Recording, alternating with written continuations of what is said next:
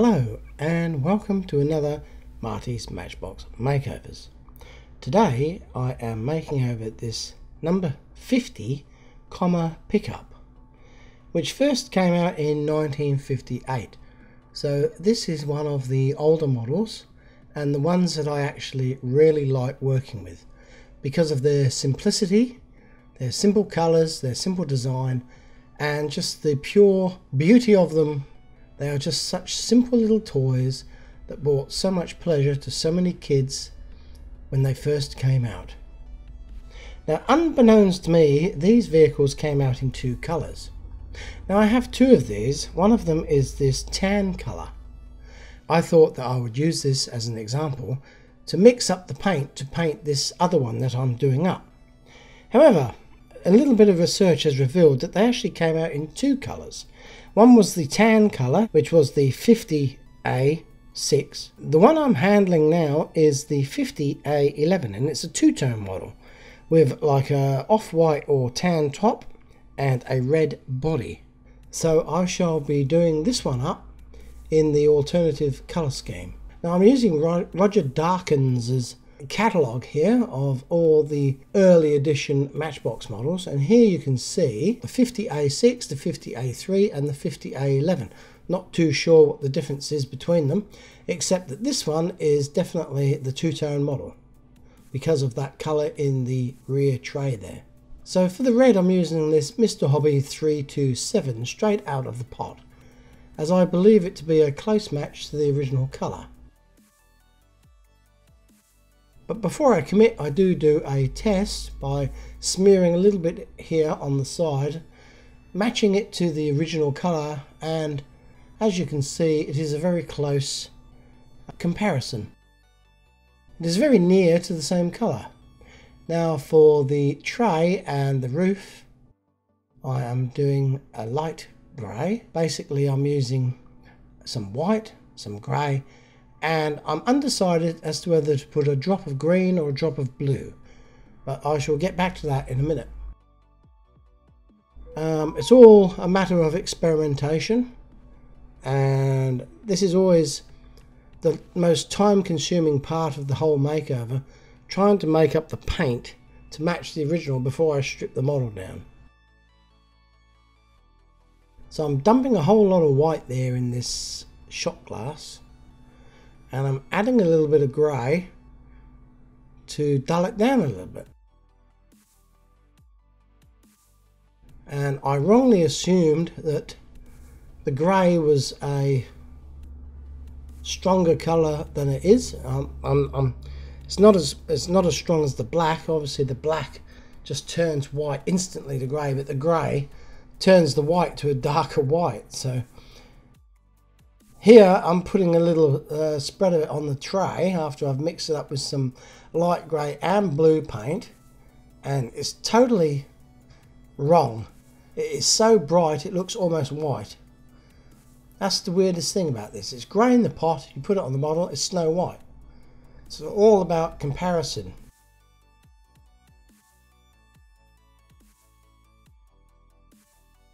So I end up adding more and more grey, and it really doesn't seem to make any difference. If you look there, it looks snow white again. Very peculiar how the eye perceives colour. In the end, I end up tipping a whole load of this grey in.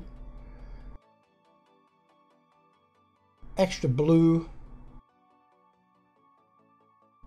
And it's still not right. But I do get there in the end, trust me. Here you can see I'm using this XF. It's a flat paint, but I'm going to give it the model a top coat of gloss varnish at the end, so it doesn't really matter whether I'm using gloss or flat matte paint. So here I go again, dab of the cotton bud and spread it on. Now all of a sudden it doesn't look white, it actually looks grey, and it actually looks similar to the original colour. So I'm going to stick with that one. Took me a while to get there, but I got there in the end. Now I'm just sealing this pot for the next couple of days with some sellotape, and I'm using the 327 for the red, so there's no mixing needed there. Now this model, the base is held on with one rivet post and one tab at the rear. So I've got to drill out the flange on the rivet post using this suitably sized drill. It's a common thing, I do it all the time.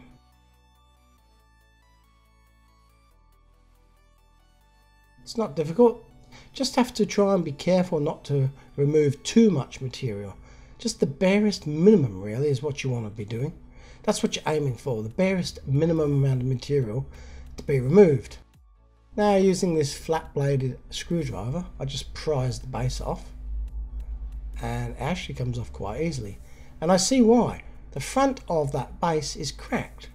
There's actually a piece missing in the middle of it, like it's been subject to a shock during its life and it's split the front end. Now for those people that are interested, these are the sizes of the drills and screws that I use.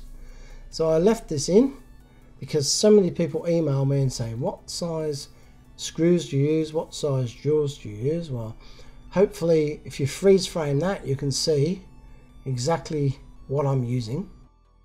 So before I strip the paint, I drill out this rivet post, and this drill is so small my drill chuck won't hold it tightly, and I have to wrap this masking tape around it periodically so that it can grip. I really should get an updated drill, but I haven't got around to it yet. I've also added some extra paper tape to give me a guide as to how deep I can go into that rivet post, so I don't go all the way through and out the front end. Reason being is I'm going to tap a thread in that now using this hand chuck and a thread cutter, or otherwise known as a tap. I'm just screwing it down in there, and the whole idea is that when I put this model back together, I can use these M2 screws to secure the base to the model. So after I've cut that thread, I put the screw straight in the hole there and check that it goes in deep enough, and it does in this instance. So I'm happy with that, and I can move on to the next procedure, which is removing the axles. Now these wheels are seized onto these axles with corrosion. This model must have got wet at some stage and the axles have expanded. I can't remove the wheels, so I'm going to have to cut the axles off using these wire cutters.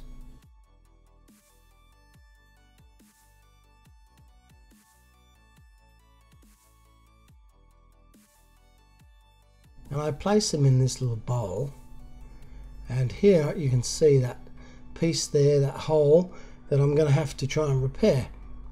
Now to loosen these wheels up, I thought I'd let them soak overnight in some WD-40.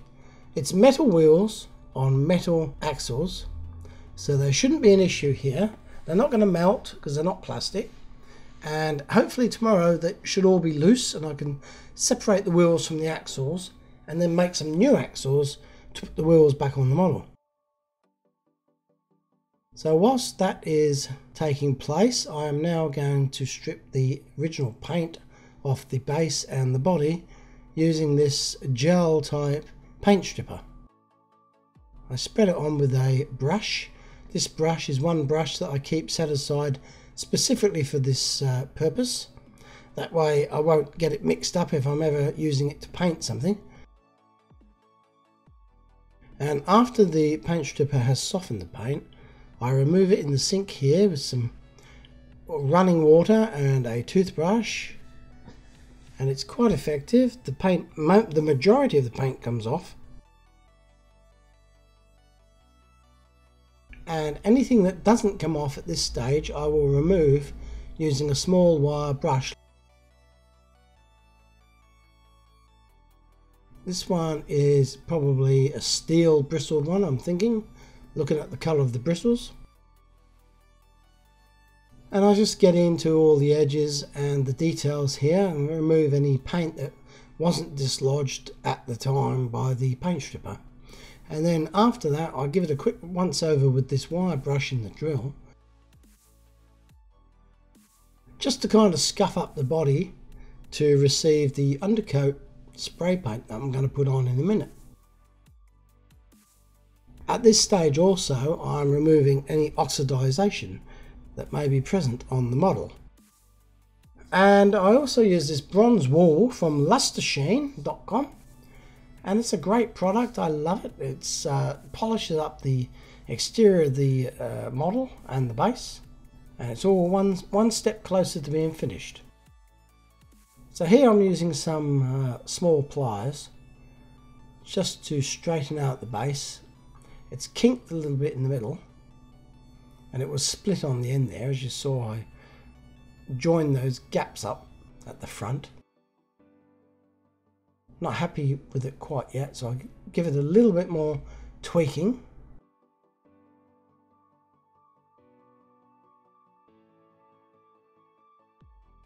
Now as for that crack there, I'm going to put a little bit of muggy weld in there and just make it solid again, so it doesn't split open and the base won't be loose again in the future.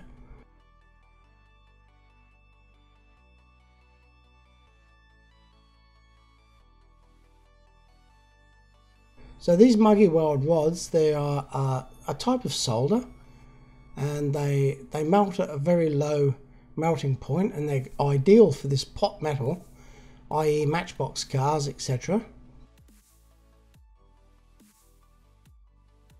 And I just use this little blowtorch that was obtained from a cooking shop, you know, where they sell cooking stuff. I think that blowtorch is meant for browning off meringues, etc. Well, I use it for this muggy weld to do some welding or chassis repairs as and when required.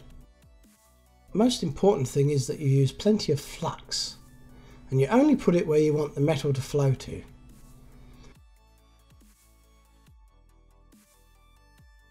So you heat the flux up till it goes brown, and then you just drop this metal rod on there, and it should be at the right temperature in which to melt the rod. And the rod, you just drag it across the join there that you want to fix, and it's as simple as that. And then you just give it a bit of a sand and a file to remove any excess material that might be present, and you end up with a fantastic repair, and this base is as good as new. If you rewind this video and see at the beginning, the base was actually loose at the front. It had like 2 or 3 millimeters of movement. Well, I'm hoping that by fixing that gap that was at the front there,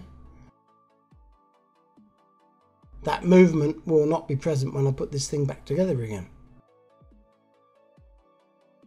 So overall, I'm happy with how that's turned out. A little bit of messing around.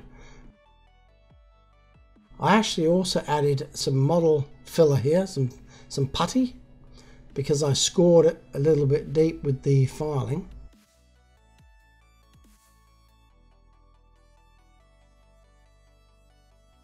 And I'm just rubbing down the model putty here with a little bit of emery paper. And when I undercoat this and respray it black, hopefully it should look like it's never been touched. That's the theory.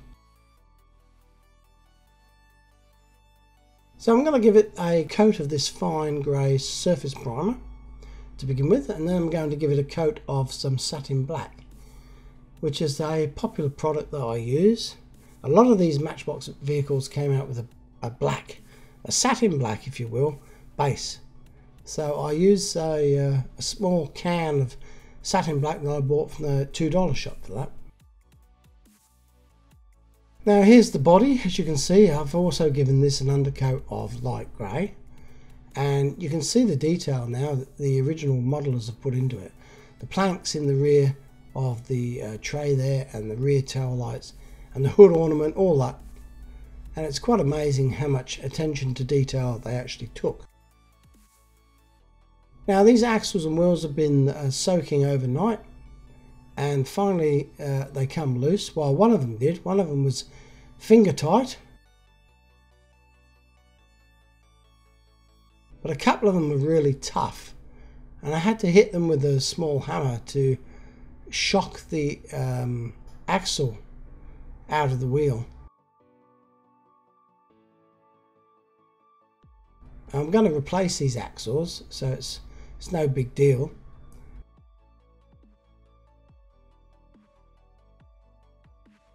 So I just put the wheel there on along those pliers, and I tap the end of the axle that I cut, the cut end, and it just kind of frees that wheel up and drives the axle down and through the jaws of the long nose pliers, and allows me to pull the wheel off like that. So I leave these to soak in that WD-40. I'm going to give them a clean up later with some I'm now going to give them a clean up with some turpentine or mineral turps. I've got this little block of wood with some nails hammered into it, and I've cut the heads off, and it comes in really useful for cleaning wheels. So in this instance I'm using this brass bristled brush and some mineral turpentine, and I'm just scuffing them up and getting out of the groove there any muck that might be present. And once I've done that surface, I flip them over and I do the other surface. So I've done the outer surface, I do the inner surface. Not that anyone's going to be looking at it really, but I like to try and get them look like new again. So this is the mineral turpentine I'm talking about, and I'm now going to let them soak in that, because I've loosened all the grime, and I'm hoping that the mineral turpentine will aid in the cleansing of these wheels and the removal of the crud in between the tyre and the hubcap, if you will. So I use a cotton bud to give them a final clean, and after they're cleaned they looked a little bit ordinary, so I gave them a quick coat of some silver and followed by a coat of some light grey primer, and the colour they turned out was very similar to the original tyres or the original wheels. So I think I'm going to just leave them as they are now and put them back on the bottle. So that's the base there. I'm giving a coat with the satin black, as I said before. Sorry it's a little bit out of focus. I'm still experimenting with a new camera that I've got.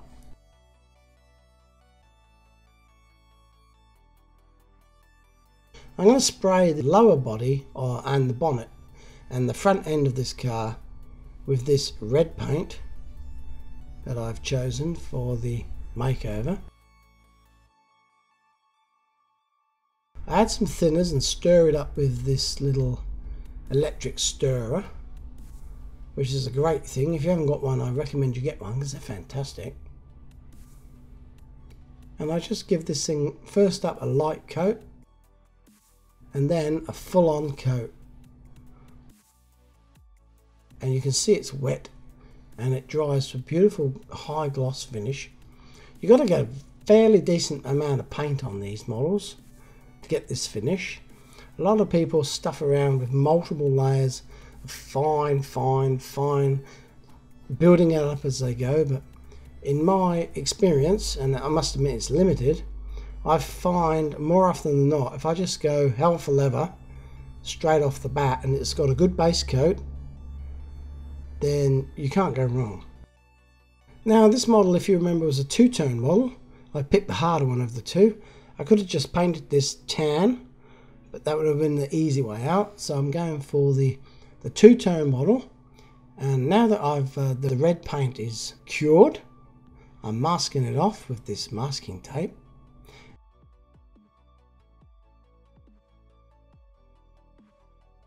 And I'm using this Tamiya Clear, and you spray it on, and what it does, it leaks into any gaps in the masking tape and seals the edge of the masking tape. So now when I put the other colour on that I want, when I peel the masking tape off, there's no leakage of this colour onto the original colour, so there's no leakage of the grey onto the red, because the edge of the masking tape is sealed with the clear varnish. So that's something I picked up by doing some research online, and I'd like to share it with you today.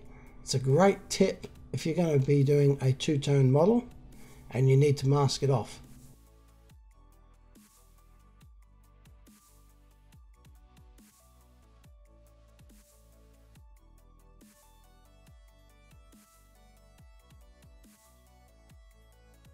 So once again, a nice wet coat there of the grey, and I've peeled the masking tape off.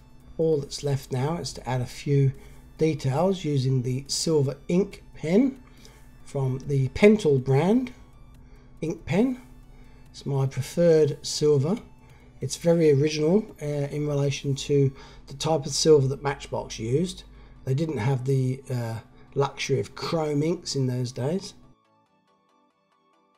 And here on the carousel is a shot of the before and after. So I hope you can see that this model actually looks quite nice. I actually really like this model, and it's all to do with its simplicity. Also the added interest of the trim on the front there that's highlighted with the silver, and the two-tone colour scheme. It matches the grey wheels beautifully, and it just kind of ties it all together. So not a bad model for 1958, and I think this was the era where Matchbox excelled, and into the 60s, 70s they kind of lost the plot a little bit, and their work was not as good as it could have been. Anyway, I hope you've enjoyed this. Sorry there's no Kevin today. I ran out of time, I was very pressed for time, and well, hopefully you'll enjoy this for what it is. Just a simple, down-to-earth restoration. So until next time, thank you for watching. This is Marty from Marty's Matchbox Makeovers saying goodbye. Oh yeah.